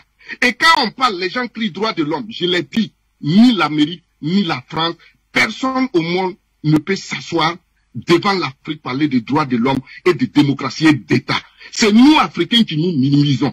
Le Mali, aujourd'hui, doit dépasser tout ça et rentrer dans sa culture intime, commencer à faire sortir des grands programmes. Pourquoi aujourd'hui la Chine parle des grandes murailles? Parce que les projets de la soie, la route de la soie, c'est leurs ancêtres. Actuellement, même au Kenya, il y a une équipe de chercheurs chinois parce qu'ils ont découvert qu'il y avait des relations commerciales avec le Kenya par le passé. Ils sont en train d'exploiter ça. Le Mali a rayonné sur toute l'Afrique. Le Mali a distribué son or à toute l'humanité. Mais comment se fait-il qu'aujourd'hui le Mali c'est complexe vis-à-vis des présidents? C'est quoi CEDEAO? La CEDEAO a quelle histoire? La CEDEAO a quelle histoire? En Afrique de l'Ouest, quel est le pays aujourd'hui qui est plus vieux que le Mali? Nous tous, j'ai dit tous les peuples d'Afrique de l'Ouest viennent du Mandé. Et la charte de Kourounka Fouga, la réunion qu'ils ont faite, c'est un bobo qui a dirigé la réunion. Les bobos aujourd'hui sont au Burkina Faso. Et j'ai dit, nous les lobbies, nous réclamons toujours notre appartenance au peuple malien. Donc, actuellement, c'est ce qu'il faut dire. Tout de suite, le frère Momo a parlé de la production cotonnière qui allait en boom. C'est bien, mais c'est nul. Qu'est-ce que vous faites de ces productions? Il faut les transformer. C'est là, je dis, il faut lancer, nous, des programmes d'industrialisation. Vous avez aujourd'hui du coton. Comme l'a dit Kizerbo, il faut qu'on ajoute de la valeur à nos propres cultures. Mais qu'est-ce que vous faites à une production cotonnière si c'est pour aller les vendre de façon brute? Le Mali doit lancer une industrialisation. Aujourd'hui au Mali, vous savez combien coûte les pagnes, ce qu'on appelle bazin? Merci à vous donc d'essayer de bindouter. Mais Maître Momo, vous avez est-ce que vous avez très rapidement, parce que je vais passer la parole à Issa Diawara. Oui, Maître Momo, oui. Merci de me passer la parole. Je voudrais tout simplement reconnaître la verve scolastique d'essayer de bindouter. Oui, de bindouter. Mais il faut comprendre que le développement, la libération, les luttes pour la souveraineté, l'indépendance et la liberté sont des luttes par paliers. On progresse par paliers. Un pas après l'autre. Oui, il faut déjà que, après s'être désié les yeux, comme les Maliens le sont aujourd'hui, qu'ils se souviennent de leur histoire et qu'ils bâtissent, premièrement, la souveraineté, c'est-à-dire que le pays devient véritablement souverain. Un pays souverain, c'est un pays qui détient les manettes principales du fonctionnement de l'État. Parce que nous avons en Afrique des États qui sont tellement inféodés au point où la souveraineté nationale se confond avec des ordres qui viennent de Paris, de Washington et de partout ailleurs. Donc, les Maliens doivent d'abord consolider cet acquis de souveraineté. Après avoir conquis l'acquis de souveraineté, il faut maintenant, comme il le dit, je suis d'accord avec lui, M. Fred Bungo, oui, il faut entrer dans la phase de la transformation. Mais attention, la transformation, parlons scientifiquement, on a besoin des industries lourdes. Les industries lourdes fonctionnent avec de l'énergie suffisante. Nous savons que le Mali est un désastre en matière d'énergie. Nous parlons de l'énergie solaire. Oui. Alors, il faut déjà dompter toutes ces énergies pour mettre sur pied des entreprises capables de transformer sur place nos matières premières et avoir non seulement la plus-value, mais aussi regorger le chômage de nos jeunes enfants. Merci beaucoup, Maître Jean-Pierre Momo. Linda Narbaoui, ça fait un bon bout de temps que vous n'avez pas parlé. Hélas, on est nombreux sur ce plateau, mais je m'en voudrais de ne pas vous repasser la parole sur cette question du Mali avant tout à l'heure de retrouver Issa Diawara qui va conclure sur cette première thématique. Alors moi, je vous pose simplement la question, quelle perspective après ce sommet de Accra? Il faut reprendre ce que les ministres maliens nous disent et les informations que nous avons du gouvernement malien. Quand ils parlent qu'aujourd'hui, ils ont des amis, ils ont des informations, ils ont on communique avec d'autres puissances ou d'autres pays avoisinants, ça veut dire que les Maliens ne travaillent pas tout seuls. Ça veut dire que c'est toute la région qui est concernée et il y a des concertations. Voilà, quand je reprends ce que les Maliens disent, quand je reprends ce que les Algériens disent, il y a quelques jours, j'avais envoyé une interview d'un général algérien qui aujourd'hui gère le plus grand institut au niveau de la sécurité en Algérie, qui a combattu les groupes terroristes depuis les années 90, qui est M. Mjahed, et qui dit aujourd'hui nous avons dans Sahel 30 groupes terroristes. 30. C'est pas que Boko Haram et c'est pas que Al-Qaïda Atmi, il y a 30 groupes. Quand on prend tout ça, eh ben, on comprend aussi que le Mali ne peut pas agir tout seul parce qu'il compte sur les autres pour avoir les informations, mais les autres comptent sur lui aussi pour qu'ils aient des informations. Il y a des échanges sur beaucoup d'éléments. Donc, le Mali ne peut pas sortir de la CEDEAO, ne veut pas. Ça, nous n'avons pas les éléments. Nous ne savons pas pourquoi ils ne sortent pas. Et on peut pas spéculer juste comme ça s'il y a rien qui nous démontre quels sont qu'envisagent les Maliens ou qu'est-ce qu'ils espèrent faire, tout ça. Mais tout ce que je sais, c'est qu'il y a des pays qui travaillent avec le Mali aujourd'hui, ou la Mauritanie, par exemple. Il y a quelques jours, il y a une délégation malienne qui s'est déplacée à Nouakchott par rapport à des civils mauritaniens qu'on a commencé à tuer, à liquider, tout ça pour provoquer des incidents diplomatiques entre les deux pays. Nous ne sommes pas dupes. On sait très bien que ça a été fait pour que les Mauritaniens arrêtent de collaborer avec le Mali. La semaine dernière, l'Algérie a perdu trois militaires à la frontière, vers les 3 frontières Mali, Niger et Algérie. Donc il y a un travail qui est en train de se faire avec les autres pays. Et il y a des pays qui se sont impliqués pas seulement que pour le Mali, mais c'est pour sécuriser tout le territoire. C'est-à-dire que ce ne sont pas l'Algérie, c'est pas une ONG, la Mauritanie non plus, la Tunisie non plus, mais c'est la sécurité de tout le territoire. Plusieurs fois, j'ai dit le salut de l'Algérie, c'est le salut du Mali, et le salut du Mali, c'est le salut de l'Algérie. Maintenant, si je reprends ce que nos amis disaient, c'est très très beau. Mais quand on va vers la réalité, l'Irak aussi, c'est un pays d'histoire, c'est la Mésopotamie, mais qu'est-ce qu'on en a fait? Kadhafi, qui était très très bien outillé en Afrique et en question d'armement, il avait ce qu'il fallait. Qu'est-ce qu'on a fait de Kadhafi?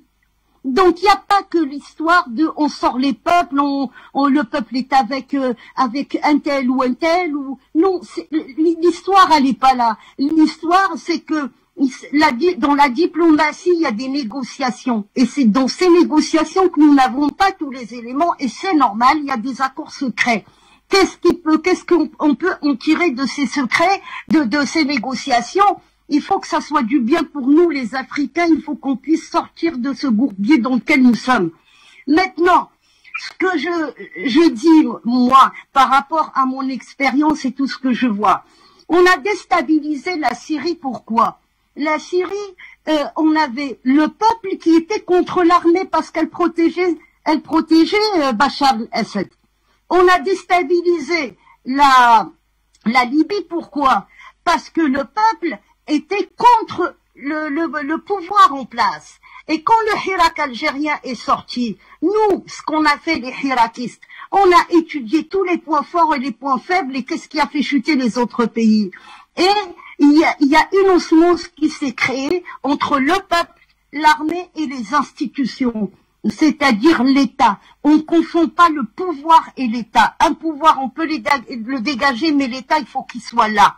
Et c'est bizarre parce que pratiquement tous les Hirakistes en 2019 ont parlé beaucoup du Mali. Et c'est pour ça que je me suis intéressée profondément au Mali. Et on savait que, je sais pas, quelque chose nous disait que ça allait jouer sur les pays du Sahel, notamment le Mali. Et c'est ça qu'on n'arrive pas aujourd'hui, on n'arrive pas à déstabiliser le Mali. Pourquoi? Parce qu'il y a une osmose entre le gouvernement qui est en place, le peuple et son armée. Et tant qu'il y a cette entente et tant qu'il y a cet élément-là qui tient les trois, on ne peut pas déstabiliser le Mali. Maintenant, pourquoi le Mali il peut pas industrialiser, il peut pas faire ci? Je l'ai déjà expliqué sur Afrique Média. On a donné l'exemple du Nigeria qui n'a pas de par rapport à tout ce qui est hydrocarbures, ils n'ont pas de raffinerie. Eh ben, en Algérie, on avait 3 raffineries, mais on a subi le martyre avant le terrorisme. Il y avait un embargo illégitime contre l'Algérie depuis les années 80. On avait 75 sociétés nationales qui exportaient. On a dû tout fermer et on est rentré dans une guerre civile. Pourquoi? Parce que quand on ouvre une usine en Afrique, c'est une usine en Europe qui ferme. C'est là où il faut étudier tout ça. Moi, j'ai bien étudié tous ces problèmes parce que j'étais concernée, parce notre pays est rentré en guerre civile à cause de tout ça. On nous a fermé les 3 raffineries. Pourquoi? Pour envoyer notre pétrole se faire raffiner en Europe et il revenait 10 fois plus cher. Et c'était comme ça. Maintenant que l'Algérie est revenue avec une armée puissante, il y a quelques mois, nous avons réouvert une raffinerie. Nous sommes en train d'ouvrir des usines, tout ça. Mais tant qu'on n'a pas une armée puissante, indépendante, on peut pas le faire. Et l'armée indépendante, il lui faut aussi des accords. Je vais rappeler à tout le monde l'histoire de Kadhafi. Et il y a 1 an et demi, Aïcha Kadhafi est sortie, la fille de Kadhafi est sortie pour nous donner, remercier le peuple algérien et nous donner des explications la dernière nuit avec son père. À ce qui paraît, c'est elle qui le dit, donc je répète, ils étaient poursuivis par les troupes de Sarkozy et leur père, il s'assoit, il fait la prière et puis il demande à sa famille où est-ce qu'on peut aller, qu'est-ce que vous suggérez. Donc son fils Saïf al-Islam, il lui dit, comme je suis anglais, eh ben on va demander aux Anglais l'asile politique. Safia, sa femme, qui lui dit, on va en Arabie Saoudite, on a des bons contacts avec eux. Et Aïcha dit, moi j'ai pas parlé, j'étais perdue. Et leur père, il leur dit, non, on va demander aux Algériens. C'est les seuls qui pourront vous sauver. Et Aïcha dit, j'ai demandé à mon père, tu vas pas venir? Il lui a dit, non, moi je ne viendrai pas, je vais mourir au combat. Donc pourquoi l'Algérie? Parce que au moment où on a commencé à tout déstabiliser, l'Algérie a signé des contrats de défense avec la Chine et la Russie, tout simplement. Donc il faut que les Maliens continuent dans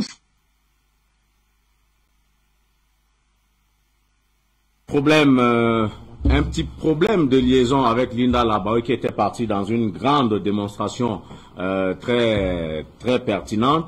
Qu'à cela ne tienne, on va la retrouver tout à l'heure. Mais avec vous, Issa Diawara, vous avez la lourde responsabilité de conclure cette première partie, cette première thématique. Non, mais dit-on que malheureusement, on a perdu Issa Diawara. Bon, qu'à cela ne tienne, on va conclure ici.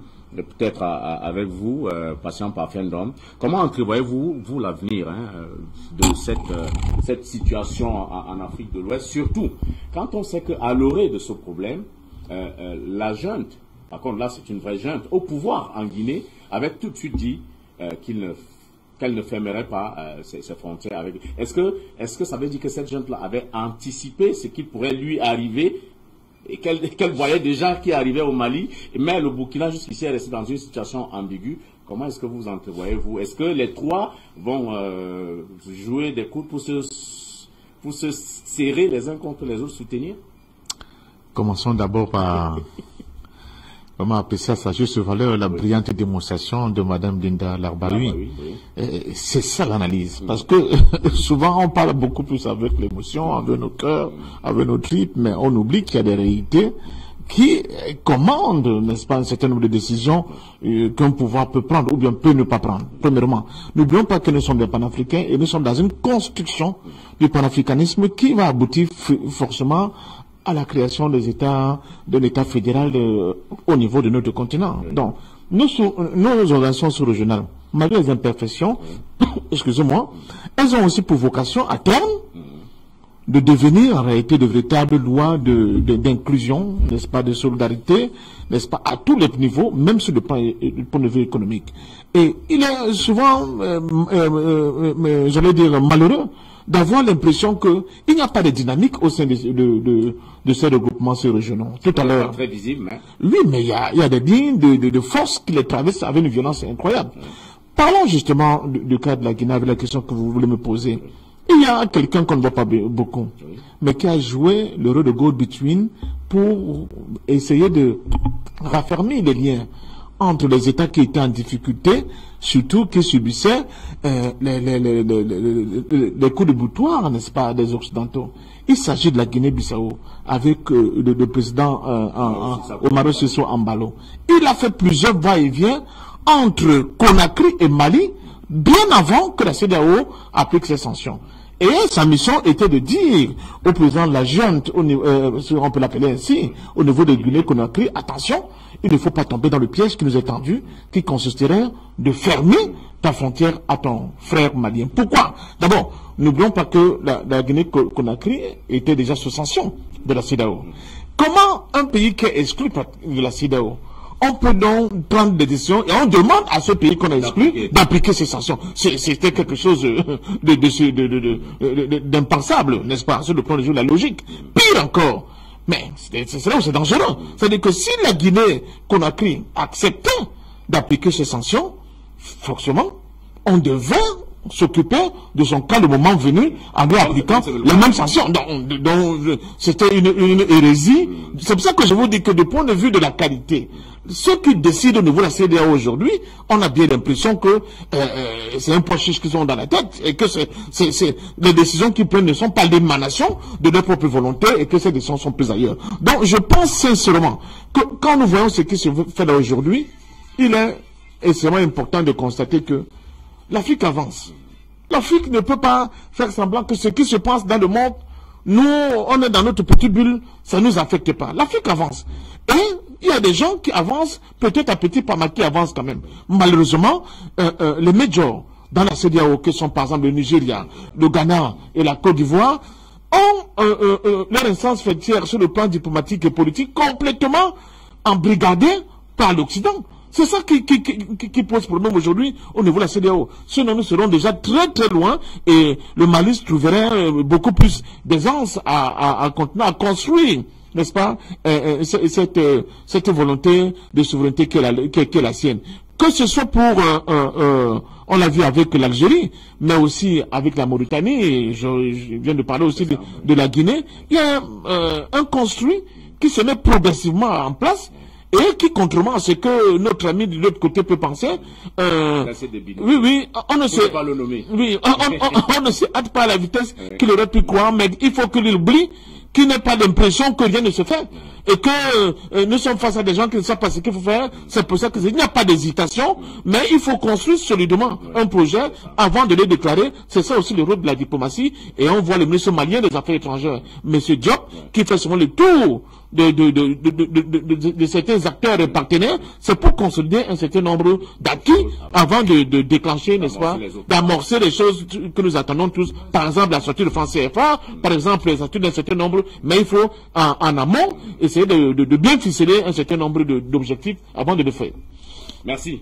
Maître Momo, vous souhaitiez dire un dernier mot avant que nous ne passions sur cette thématique. Justement, avec votre permission, vous savez, non, le cas de la Guinée avec le Mali, c'est un cas particulier qui relève non seulement de la sociologie, mais de l'anthropologie. Vous savez, Bindouté a parfaitement raison, c'est un seul et même peuple. Je pense que M. Kenyé l'a souligné en nommant d'entrée de jeu les différentes tribus, les Peuls, les Soso et tout qui peuplent cette région. La Guinée ne peut pas commettre l'erreur de fermer la frontière avec le Mali. Vous savez pourquoi? Le Mali est un pays continent. Vous savez mieux que moi. Mais, M. Bongo, vous avez fait la route Conakry-Cancan. C'est-à-dire à quelques mètres, à quelques kilomètres de la frontière avec le Mali. Nous avons fait cette route. Mais vous avez vu le quantum de marchandises maliennes qui sortent du port de Conakry, qui profitent. Mais Doumbouya, il ferme la frontière avec le Mali, lui-même va asphyxier la Guinée. Parce que l'essentiel des importations qui arrivent au niveau du port de Conakry sont à destination de la République du Mali, qui préfèrent ce passage terrestre. Auparavant, il y avait les chemins de fer Conakry-Cancan, ils préféraient aussi ce chemin de fer. Donc, c'est une route économique hautement importante et vitale pour la Guinée avant d'être pour le Mali. Ouais. Merci. Charlie Kenyé, rassurez-vous, vous n'êtes pas censuré sur ce plateau, mais nous allons prendre une courte transition et nous revenons pour la deuxième thématique.